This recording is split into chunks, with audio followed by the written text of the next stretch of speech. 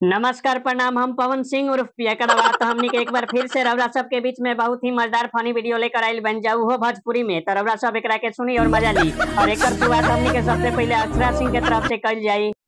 अरे खेसारी जी, हमको सुनने में आ रहा है कि तुम बहुत बड़ा स्टार बन गए हो। अरे खेसारी जी, तुम पहले हमें कुछ कबीर पर निर्गुण के बारे में सुनाओ तो जरा।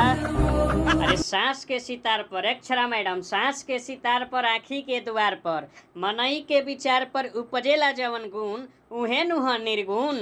भोजपुरी के प्राण कवियन के महान, भोजपुरी के प्राण आ कवियन के महान, मन के रंगावे में रहल जेकर विश्वास, आत्मा आ परमात्मा के मिलन पर जेकरा जागे हुलास उहे रहेले धीर गंभीर। बुझनी, जेकर नाम रहे कबीर भोजपुरी के आदि कवि, जेकर नाम रहे कबीर भोजपुरी के आदि कवि, असाखी शब्द रामायणी के रचवैया आ निर्गुनिया बानी के गवैया।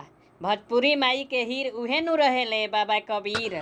चनन आ टीका के मस्जिद आ मंदिर के, चनन आ टीका के मस्जिद आ मंदिर के, पंडित आ मुला के अंगूठा देखवलन आ चोला नारंगा के मन के रंगवलन। आ काशी में जनमले आ मगहर में तजले शरीर उहे नु रहले बाबा कबीर। केहू कहल भाषा के डिक्टेटर, केहू कहल भाषा के डिक्टेटर, कहे कहल साधुकर। केहू कहल भाषा के डिक्टेटर, केहू कहल साधुकर, आ केहू कहल अक्खड़, केहू कहल फक्कड़। साच त ई बा कि उनकर ना रहे कौनो टक्कर, उनकर ना रहे कौनो टक्कर। आ तीनों काल के देखवैया संत साधु फकीर उहे नु रहले बाबा कबीर। बुझनी, सब्सक्राइब करे।